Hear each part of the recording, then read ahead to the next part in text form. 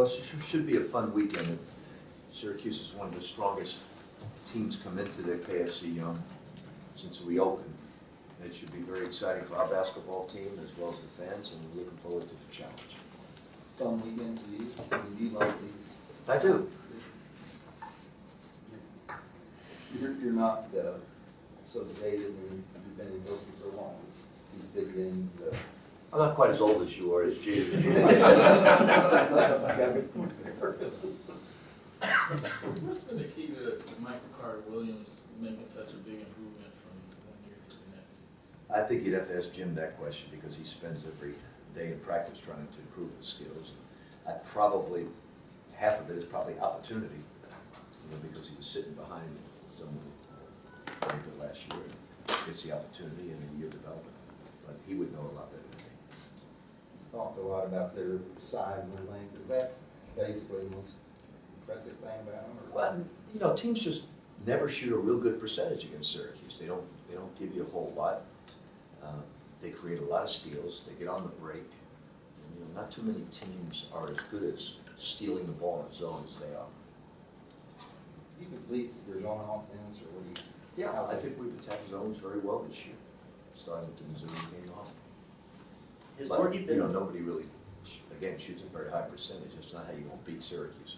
How important, We'll find out tomorrow. how important has Gorky been against the zone? He's been, flashing in the middle and the I think things Shane and Gorgie both have been very, very important. What makes Gorky? Is it his passing ability? Is that what makes him dangerous there? Yeah, but I think Syracuse plays a different type of zone. If you don't keep the ball up, and if you don't make quick decisions against them, those two guards come in and they rake the ball away from you. Is that 2-3 conventional 2-3 zone? Or? Yes. It's a 2-3 bumping zone. Now, they do play the wings higher than most 2-3 zones. And that's probably a new development in the last 3 or 4 years for Syracuse. What do you think are the basic advantages of playing that defense versus man-man? Well, Jim would tell you that it's very good in terms of triangle rebounding. It's very good in terms of transition defense. And, I can tell you point blank that 95% of the teams shoot a lower percentage against zone by a significant margin than they do man. And, just like Connecticut was, I think I told you the stats, they were 44% against man and 38% against zone. So it's statistically proven that you're going to shoot a lower percentage playing against zone than you will man. Why don't more teams play it then? I couldn't answer that question. From what I read, the exchange with Jim during media day was all in good fun, but once you got the news that you're in the ACC, you kind of look forward to the fact that you are still going to be able to play each other and have that relationship. I would rather not play Syracuse, rather than be in love. But my relationship with Jim is great, and it always has been. Let's talk about their defense. What about their offense? Well, they're great on the break. Because they dribble penetrate extremely well. Like at Kentucky, they're very good at getting in the lane, just throwing blind lobs to the basket. They're very strong up front. They're not a particularly good three-point shooting team, are they? Outside of the 30% or something. Yeah, I think they're average pretty much, but they can make the three. How do you explain a guy spending half a century in the Sun Belt? Jim's a different type of person. He really is. He's a very grounded, humble person. I was only there with 2 years, but we had a lot of laughs together. I was telling a story on my TV show early this morning that I was recruiting this young man. The nature of the story, it was about networking, that you have to network, and you have to network positively. And one of the big things when you meet people is you make them feel like they're the most important people in the world, even though you don't know them. And one common denominator after you meet these people is do not say anything negative about any person that may come up. It could come back to haunt you. That just don't deal in any negative comments about anyone, even though you may not know those people, and you assume that they don't know the people. Say nothing but positive things. That's a big key in network. So the story here, we're in a car and we're going to visit this kid in Nashua, New Hampshire, and Jim hasn't seen this person play too much, named Rich Shrigley. I was recruiting him, And back then, you had unlimited access all the time. You could see a kid play 20 times. And I've seen Rich play an awful lot. Spoke to his mom and dad a myriad of times, and Jim hadn't. I said, Jim, let me handle this one in the family room. Let me take care of it. Just sit back with your boring self and let me handle this for a trip. And he started laughing, and because he knew that I was doing most of the things. And he said, well, who's the kid down to? I said, we're leading. We may be tied with NC State. For some reason, he likes NC State, you know, a kid from Nashville, New Hampshire. And I said, now, at NC State at the time was coached by Norm Sloan, and they had more than the maximum number of scholarships. Jim always didn't believe in giving the maximum number of scholarships. He kept walk-ons, and he only played 7 or 8 people, and NC State was loaded and just had way, way too many players. So I said, I'll handle that aspect of it, and we'll be leading by the end of this meeting. So I walked in, and we exchanged pleasantries, and we got into playing time for Rich as a freshman. And all of a sudden, I said, you know, I know at NC State's high on your list and Syracuse high on your list. I just want to talk about what we do. And we really only play 7, 8 players. And the opportunity to come in because we're losing so-and-so next year is really, really great. And you take like a school like North Carolina State, outstanding coach, but their roster's overflowing with players. They're all back. And, you know, you're probably just going to be one of the musical chairs that you may fit in. And you know, you just want to understand the difference between the two. Nothing real negative, but between the two. And all of a sudden, Mr. Strigley said, yeah, you know, I talked to Norman about that. And, you know, we've talked about it for the last few years. And Norman, what do you mean, Mr. Strigley? Do you know Coach Sloan very well? Oh, he's my brother. So Jim went down in his seat and started laughing hysterically, and he couldn't believe it. And we got in the car, and I was as quiet as a church mouse, and I just couldn't say anything. And for years, he just killed me with that story. Well, since that point, which was 1975, 76, since that point, and every assistant that works for me always says the same thing to me. How come you never say anything about another school in any negative way? And I tell them that story, and I said, you never know who's listening. And here's a person in Nashville, New Hampshire, and Raleigh, North Carolina, that turns out to be, what's the chances of her being the sister of Norman Sloan? And Jim always talks about that story. So he's just we had a lot of laughs for 2 years because back then you had to do a lot of things together. You know, when you went on the road, you shared a hotel room. You know, you didn't have budgets like they do today, and you know, you traveled together. And he really has not changed one bit at all since the first day I met him. And so he spends things that could be important to us, like weather, or some of the conveniences that you may have, are not important to him. You know, he really is. You know, that's not going to be, and he's just the way he is. Ever story about you? If you could live anywhere, it'd be San Francisco, and if you were him, it'd be Syracuse. Yeah, you know, we all pick a place to live in, and he picked Syracuse. And you know, when he retires, most normal people would move to Florida and you know, get some good weather and just experience some of the things that you haven't experienced. And he will not go anywhere. You know, he'll stay right there. Ever since you guys kind of And the other interesting thing is he loves golf. You know, back then I couldn't play that. He's a very, very good golfer. He's always been like a 4 or 5 handicap. Today he's probably a 7, 8 handicap.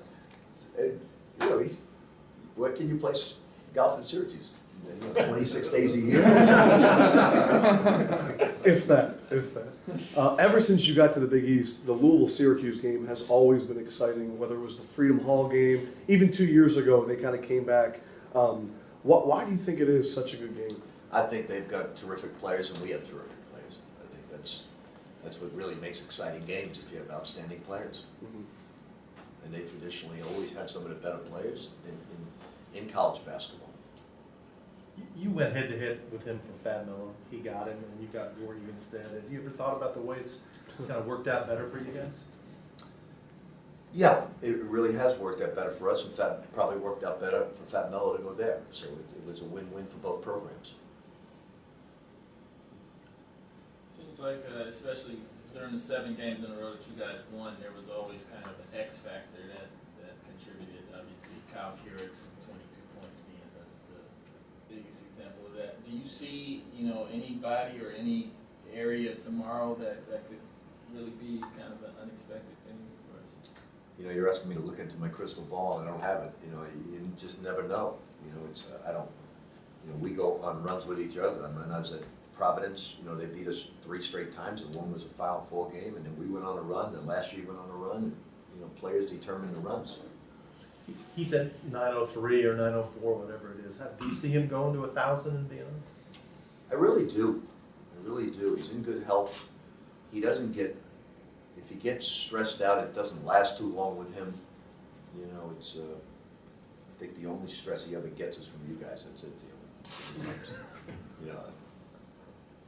I've never seen Jim really get upset at anybody except when they voted Marty Burns didn't get the MVP and they gave it to a guy in the Carrier Classic team, unknown guy named Magic Johnson.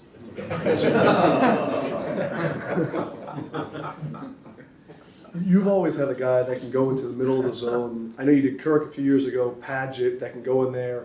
Do you see a guy on this roster? I mean, I'm sure you're not going to tell us, but a guy, do you have multiple guys What's that can fill difficult that? about them is the length of their guards, and this team in particular. I mean, you got a 6'7" guy and a 6'4" guy, and they're long and they're very good. And so not only do they make it difficult getting the ball inside, but then they go after the ball once it goes inside. So if you either put it down slow or you don't ball fake or you bring it down low, they rake you right away. And then the worst part about that is they're on the break, they're on a 3-on-1, 2-on-1 break. They invite you to shoot, and I think, do you talk to Russ extra this week, saying, look, do not just shoot that 3 early in the shot clock? I talk to Russ nonstop, all game long, Yeah. all week long. Just pound it in. He's part of my family, you know. At nighttime, I put him on my lap and we watch TV. You watch the X Factor? No.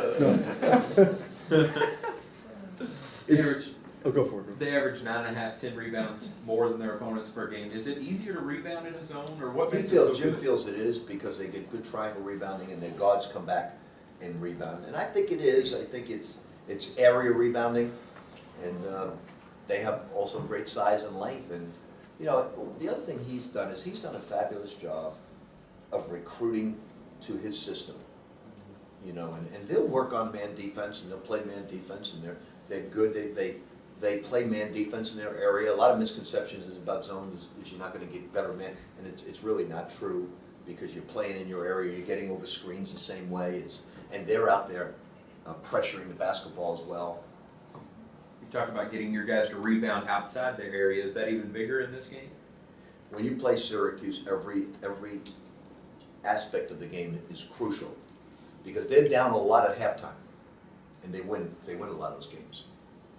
And you've got all fundamental. They have a very, very good full court press.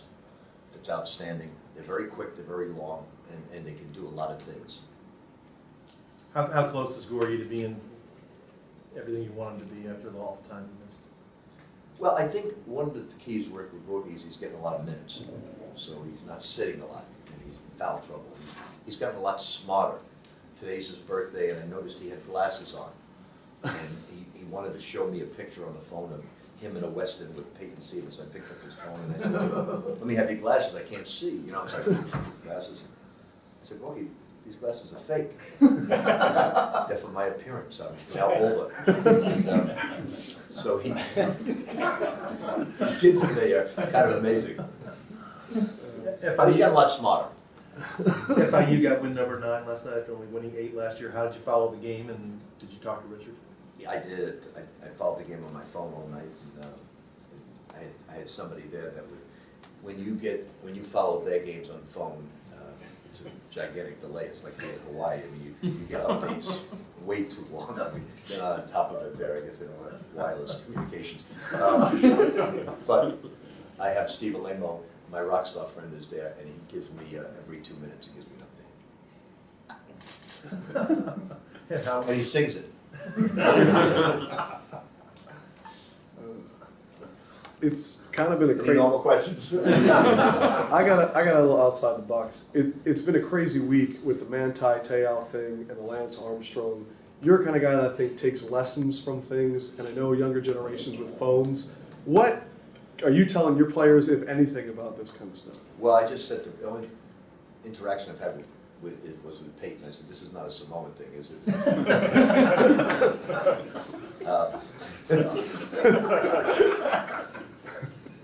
The Manta Teo thing is so bizarre, I can't even comment on it. It's the most bizarre, been around a long time, and it's one of the most bizarre things I've ever witnessed in my life. So I don't know what's true, what's not true, and it's unbelievable to fathom what, for me, it's unbelievable to fathom an internet relationship, period. Whether true or not true, or all the things you're hearing, I don't even know, but I can't fathom any of that anyway. So we're not worried about Russ starting like a dating service online or something like that? No, Russ's girlfriend now, it's, you know, for Christmas, his dad gave him a little bit of money, and he paid this girl to go out with him. Now, in the past, you said you don't like your players having girlfriends. Actually, I've changed my tune there. Really? Yeah, Shane Boeheim has changed my feeling on those things. I like players having one girlfriend now, I really like it. Just so clear, cater to go out with it. Not Describing to, her as no, just to pay to have a girlfriend. He said, look, I'll buy you nice things. No, not that type. No, just to go out with him. Road teams actually have a winning record in the Big East. I think it's like 19. Say it again, Rick. Road teams have actually won more games than they've lost in Big East play. Is that just a statistical anomaly? You know, I've always or- said that, and we talked about this a week or two ago, that, you know, the refereeing very strong on the road in the Big East, very strong. You have some of the veterans of that, when they don't get rattled on the road, they're not gonna make calls. So I think that's one thing. I also think there are some, in the Big East, unlike a lot of places, you play in pro arenas. You know, when we go to Villanova, Georgetown, Louisville, you're in a pro arena. Even though Syracuse plays in a football stadium, it's still considered like a pro arena. You know, you have a lot of people in it. It's not that little bandbox with people on top of you, and it's not as strong a home court advantage as some other places. Do you feel like it being a big game that the team may come out and try and be the #1 team in the country instead of just living up to your game plan? Well, I hope they do come out and play like the #1 team in the country. No, I don't. You know, this team is very grounded. I don't think we haven't made a real big deal of being #1, and it's really not a big deal, except that you have a good record, and we're proud of that. Playing good basketball, we're proud of that. Playing a tough schedule. But that being said, I think our guys realize being #1 at this point in the season is very short-lived. Playing in a conference like the Big East, or if you're in the Big Ten or the ACC, you're not going to have long runs at being #1. But it's important that you have a high ranking at the end of the year, not in January. So we're going to try to hold on to this as long as we can. But you know, we realize when you're in the Big East, it's kind of hard to do. The health of your team is Montrez. Is he over the flu? and all Yeah, that? the only Zach Price has the flu, so he's the only person that's sick right now, and he has not been with us for 3 days. Whether he'll be with us tomorrow or not, I don't know. Given the Anything concerns else? about this particular flu, are you guys getting shots? You want to interrupt us again?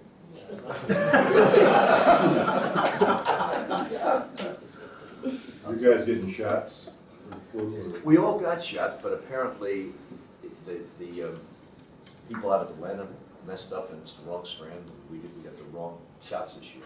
You know, I guess it's a little bit of a guessing game. You know what? Wrong shot selections? Yes. Very good point. Especially playing against Syracuse. But no, we all got flu shots, and we've all had the flu. You know, Kevin Keith's got it, I got it, 3 players got it. You know, doesn't last long, which is a good thing, at least not the strain that we're getting here on campus. You coached against Boeheim many times. I mean, what is it like kind of going against him? Is there kind of a, I don't want to say mind game, but what's the hardest thing when you coach against his teams or coach? I really mean this. I've been very coached against some of the great coaches in all of basketball, from Dean Smith to Frank McGuire to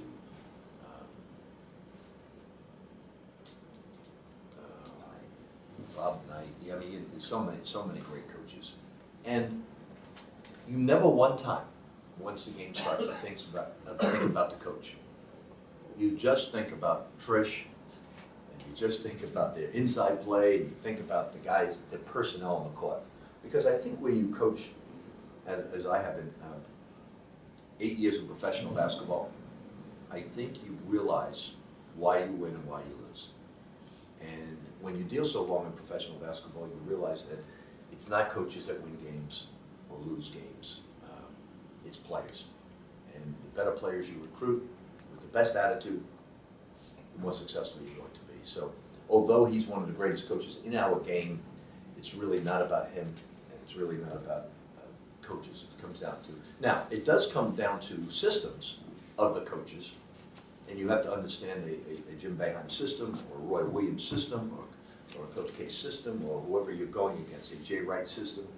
That's something that you understand. And then there are certain coaches that, you know, will alter their system with, because they recruit different type players, you know, and that goes hand to hand. Or Georgetown, for instance, you know, it's not John Thompson, it's a system he runs with the players he has. So it's really not, and we make too much of coaches in college basketball because we're really not as significant as our players are. But because they stay longer than professional coaches, I guess people pay more attention to. If you could put on your analyst hat, how many elite teams are there in college basketball right now? I would say there's 35 or 40. You know, I don't, is the VCU ranked this week? Yes. Now, they haven't been ranked for a while. They would be in my top 12, my dozen. You know, VCU always, and they weren't ranked. Gonzaga, I'm sure, is ranked very high right now. And I saw them before they were ranked real high. They would certainly be in there. You know, there are just so many outstanding teams in this country. You know, UCLA now is making a strong run. They're playing great basketball. But there's a lot of Mountain West teams really, really good. If you watch them play, they're very talented. So but to me, there are a good 35 teams in this country that could be a Final Four contender, and I think there are 12 to 15 teams that could win a national championship. And the confidence that, I mean, I'm sure you believe you're in that 12 to 15.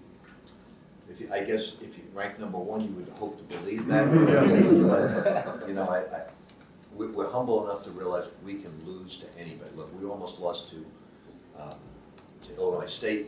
We could have lost to Seton Hall. It was 42-42. It was anybody's game, and you go on these runs and you turn that game around. And that's what the road is all about, is getting on that 1 or 2 runs to turn around that road to victory. But, you know, we could have lost to Northern Iowa. You know, Missouri we played very well against. And then the flip side is we could have beaten Duke. So, you know, that's the great thing about college basketball. That's what makes it so intriguing. It's one game, it's one run sometimes, and it's not a series that you play. It's not you know, you're coming into baseball and you've got a 4-game stay, or professional basketball, we have a 5-7 game series. It's just not that way. It's what you're going to see in the NFL this weekend. It's one game trying to play for a Super Bowl. That's what makes it so much fun. 2 years ago, you had that Marquette comeback, and I felt like after that, your team felt they could come back from any deficit. You guys have won so many different ways this year, whether it's blowing people out, coming from behind in Memphis, tough environments. For the character of your team, what does that do for the rest of the season? Well, I think we have unique character. I think, you know, it's not the everyday type person that you cover. You don't cover many Gorky Jangs. You don't cover very many Peyton Sievers.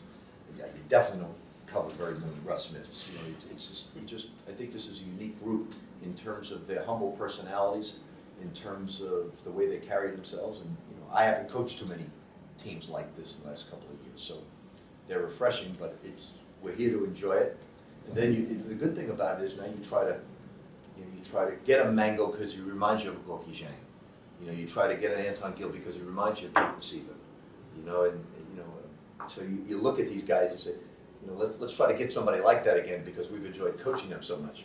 Would you try to get somebody that reminds you of Russ Smith?